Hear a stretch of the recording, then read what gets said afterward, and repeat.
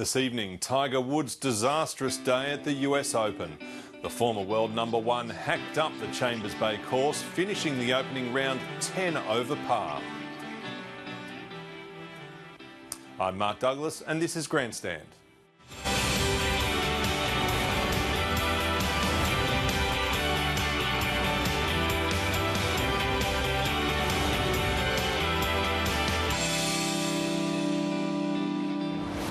Thanks for your company. Tiger Woods' woes have continued with a disastrous start to the US Open on the difficult Chambers Bay course in Washington. Woods is third last after a 10 over par 80. Australia's Jason Day is 3 shots behind the leaders American Dustin Johnson and Swede Henrik Stenson. Crouching Tiger, hidden form. Labouring. The same golfer who won the 2000 US Open by 15 shots is already 15 strokes from the lead. A lot of problems here. Obviously, we can see that from the stance, the situation. Whoa. Not very happy, that's for sure. It was a tough day. Woods' last major title was the US Open in 2008. Making the cut would be a major triumph in this event. I don't know what to say. The 39-year-old has sunk to 195 in the world rankings. I haven't played enough. I haven't had a rhythm to play. The marquee group of Woods, Ricky Fowler and Louis Oosthuizen combined for 28 over par. The bright side is at least I kicked Ricky's butt today. At the top of the leaderboard, Swede Henrik Stenson and American Dustin Johnson made the most of their early starts, both carding 5 under 65s. 27-year-old Jason Day is a regular contender in majors. Just continues. The Australian was 1 shot from the lead through 14 holes, but Day's round went off the rails at the 15th, and he's 3 shots off the pace. I'll take anything under par. This is a marathon this week. A former gravel pit, the Chambers Bay course has been heavily criticised by the players. Oh, no. But there weren't any complaints from Dustin Johnson, who had 6 birdies in his round. Duncan Huntsdale, ABC News. New South Wales captain Paul Gallen says he will recover from a rib injury in time to play in next month's State of Origin decider. Gallen suffered cartilage damage during Wednesday's victory at the MCG. He'll likely return for the Sharks next weekend against the Cowboys ahead of Game 3 in Brisbane next month. He had his second scan on, to make sure that he hasn't done any damage to his organs, especially his kidney and lung, and they're all fine. He's got a bit of bleeding around where the cartilage has been torn. He's feeling a lot better today, especially improvement from yesterday. In a further boost for the Sharks, Roosters 5/8 James Maloney has signed a 3-year deal to move to Cronulla from next season. Former Sharks coach Stuart Raper joins me to look ahead to the weekend's action. Stu, thanks for coming in once again. Thanks, Mark. Quick thought on Origin with Billy Slater out for Queensland now for the series. Question marks over Cooper Cronk. Have things swung back to New South Wales? Well, you'd like to think so. And, you know, the changing of the guard a little bit is in regards to our young players that have come through. Big Tamau and Woods and Clemmer up front were outstanding in their youth and exuberance. Plus their aggression was really good. And I thought they put a bit of fear in the Queensland pack, which hasn't happened for a long time. Well, let's talk about NRL this weekend. We're back to a full round of NRL this weekend, starting tonight with the Seagulls and the Tigers at Brookie. You expect the Seagulls to show up on their home ground? Well, you'd like to think so. It's been raining here in Sydney for the last couple of days, which makes it a heavy ground. And one player who always shines every time he plays at Brookvale is Brett Stewart.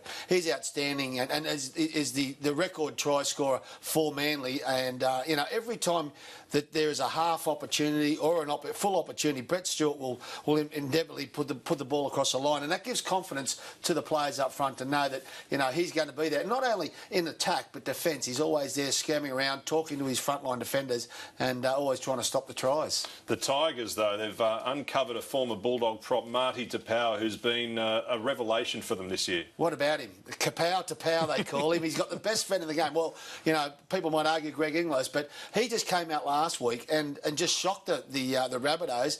I don't think anyone will try and tackle him like that anymore. When you try and go high on a player who's got such a powerful fend. But he doesn't just have a fend. He's got a lot of power in his game. You know, just his general hit-ups. I know we've seen him there score a couple of tries, but his general go-forward has been outstanding all year for him. But last week was just really top-notch. And they're going to need him to fire up at Brookvale against, a desperate Manly side. Now, you've got the improving Raiders up against the Cowboys with several players backing up. Do you sniff a bit of an upset there? Well, possibly. You know, I mean, Canberra don't have any players backing up. And the combination of Austin and Jack Whiten is really important to the Canberra Raiders. Jack Whiten has played a lot of pivot, so his role in the way that Ricky Stewart's got him playing in Canberra is really important to their attacking structure, especially within that 20-metre red zone. He'll be there or thereabouts. He loves that sweeping run, loves that hook run, and the way, you know, that guys like Blake Austin can go to the line and pull him around really will put some pressure on the on the Cowboys' defensive line. Now, in terms of the Cowboys, how are they going to back up in this game? They've got some key players backing up, especially Jonathan Thurston. A lot's going to depend on him and his teammates, how they actually come back from their origin performance. I bet you there's been a lot of ice bathing going on for the Cowboys. Obviously, going down to Raiders, it's a tough place to go, and they're still going to be hurting from a very tough battle on Wednesday night. Thurston got battered. He put his body on the line, as did the other players, Scott, Tamo, and even Michael Morgan. Played a lot of footy. So, it's going to be really important. And on if they back up, there is some doubt on Thurston. He is struggling a bit, and how they back up, because it's going to be, especially in the back end of the game after a few minutes. Another match that there are origin implications, the Storm and the Broncos. The Storm obviously missing Billy Slater. The Broncos had plenty of involvement as well. A lot's going to depend on how the players here back up. Well, that's right. You know, Will Chambers is one of those players. He's had a pretty good year. Played for Australia, played Origin. I didn't think he played really well the other night, and he'll be a bit embarrassed by his game the other night. And, he's very capable of getting that ball across the line. Very powerful, close to the line, and important to what the Storm do. And for the Broncos, Darius Boyd, he's backing up as well, as are a couple of others. But Darius Boyd, he missed a big part of the year. I think he was snapping his Achilles at the beginning of the year in the off-season. He's starting to find his form. It does take a while to come back, and he's now got 3 or 4 games under his belt. He's playing well for Queensland, playing well for the Broncos, and at fullback, he's at his most dangerous. And just finally, Monday, another big game, the Dragons and the Roosters. We had a great game between them earlier this year. You feel like the Roosters might be able to turn the tables in this one? Well, possibly. And the Dragons, they're up at the top of the comp. They've been playing well. And JC Nightingale, he's sort of their Mr. Fix-It man. Josh Dugan's their strike player, but Nightingale is a player that can score tries. He's a great leader. He's probably should be captain. On the wing, he can be that captain material. But you give him that opportunity close to that line, and he's got a great athleticism to be able to get the ball across the line. And, he's touted that he may go somewhere else, but I'm sure they're hoping to re-sign him. For the Roosters, Blake Ferguson, last week he scored the winning try. He's only had 1 game back from injury, but he's shown the ability of what he's got. They've got strike now both sides of the pack, both sides of the field in Ferguson and Jennings. So it really is really good for Trent Robinson to be able to have that ability to be able to attack both sides of the ruck. Well, it's going to be a great game and a great weekend of action. Stu, thanks for your company. We'll see you again next week. Thanks, Mark.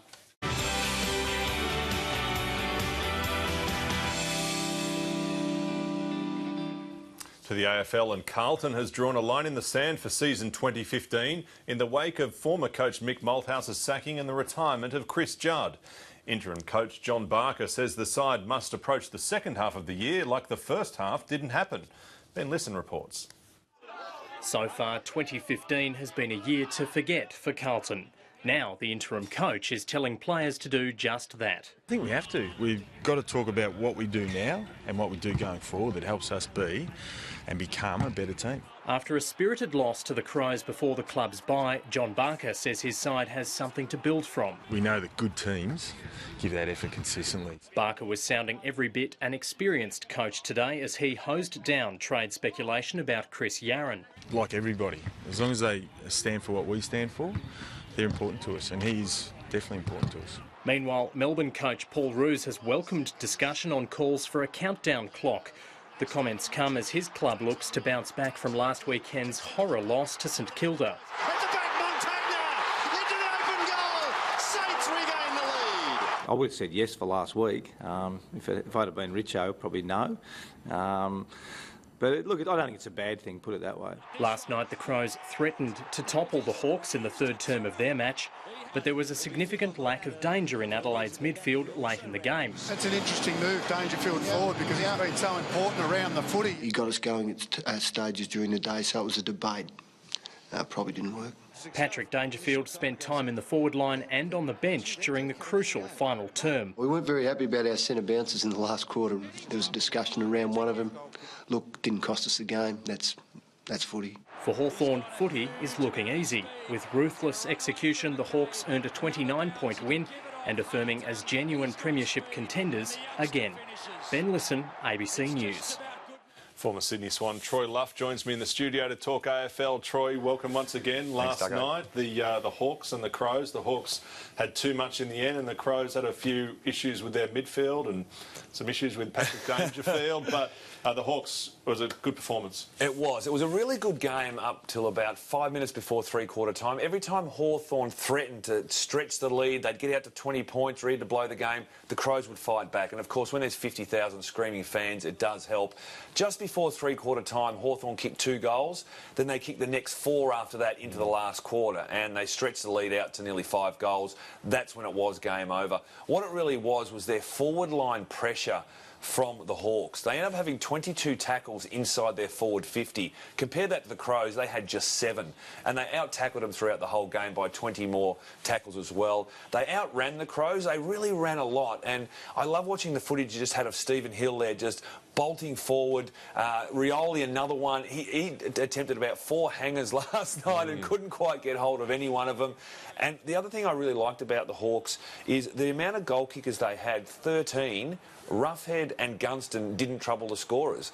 So they've scored over 100 points. Has this been overblown? Is this a situation with Dangerfield on the bench copping a ribbing from the assistant coach? What Camporelli is saying there, obviously, and they said it after the game, is that they weren't happy with a particular centre bounce. Now, Dangerfield is a leader on the field. He was probably copying it for the whole midfield. But then later on, you see him on the phone again, and it was more like they were just having a conversation about what's needed to be done. I mean, Paddy Dangerfield, in my opinion, was 3 Brownlow votes last night, and unfortunately the Crows lost. He was by far the best player on the ground. Now, it is a bye weekend for several teams, but there's still a few important matches, particularly tonight. The Tigers going for 5 in a row up against the Eagles. Can they continue the streak? Well, after a very poor start by the Tigers, 2-4, they've now won 4 in a row. All of a sudden, they're 6-4, and finally the Eagles... They're going to have a game in Melbourne at the MCG, which doesn't happen too often for them. It's the only game for the year. And their record at the MCG isn't that great. They've won 3 of the past 16 games. So it's unfortunate for them. I like the Tigers because finally they're playing some really consistent football. They did it last year, but it was at the end of the year. Now they're doing it in the middle of the season. They're going for 5 in a row, and their midfield has been great. Like, obviously, Deledio, Cochin, Martin, they're good every week. But I like Ellis, I like Hooley, and young Miles has been playing so well. They're going to struggle a little bit in defence because they've already got a couple of players injured, the Eagles. Brown's out, which is a big one. McGovern, he's got a bit of a cork thigh at the moment. And so Will Schofield, he's going to be the defence down there for them. He's going to have to hold it together. Riewold's been in some good goal-kicking form. And across the board, Richmond has a lot of goal kickers. Obviously, Riewold's way out in front, but their midfielders are kicking goals and all the forwards are kicking goals. I really do like Richmond. I just think the Eagles, they've shown against the lower sides they can win and kick big scores, but like North Melbourne 2 weeks ago, they come against the top side and they can't do it, and they end up losing. Well, the Giants this weekend go into a match where they've been hammered by injury. They've lost a whole heap of key players. Is this the start of the decline for them? Look, I think they got up to 3rd on the ladder, and well done to them. They were doing very, very well. But unfortunately, their list isn't strong enough. They've lost now. Mumford's out. Patfull's out. We've also got Davis out. I was just seeing his injury there. We've got Canelio out. Now, Mumford's out for the season. He's gone with an ankle reconstruction. Patfull's done some ribs, an ankle to Davis, and Canelio's an AC joint. And I just don't think that they can survive losing those sort of players. That is a really bad one. When it's your friendly fire, bang. Yeah. Imagine your ribs just copying a knee like that. Not very good. And I think they're going to struggle down back losing those 2. But The other side of the coin, North Melbourne. Now, Nick Del Santo, he did a hamstring in round 2. He's back. They've been really consistent across the board. Harvey's been fantastic. Coming up his 400th game in a couple of weeks. Really getting excited about that. Cunnington's been very important. But it's also their spread of goal kickers. They've got 6 players that have kicked 10 or more goals, and which is what you've got to have across the board. It's not just 2 leading goal kickers. And with the Giants, if Cameron doesn't fire as he didn't last week, we can see what happens. They lose by over 40 points against Collingwood. I just think North Melbourne, they're finally getting back into some form. I know they got beaten by the Swans a couple of weeks ago in a very close one. I just think North Melbourne here. Now, you're strapping on the boots again this weekend. Where are you off to? Well, our football got cancelled tomorrow because it rained and the pathetic cancels banned it. So I'm actually going to Nelson Bay tomorrow. They've got a Back to the Bay weekend, the Nelson Bay Marlins. That's my old home football club. I'd love to pull on the boots, and I've actually made a few phone calls to see if I can get a run with them tomorrow. So it should be a good weekend. Good on you, Luffy. Thanks, Duggo. And that's Grandstand for now. Don't forget, you can also watch us on iView and Grandstand Online.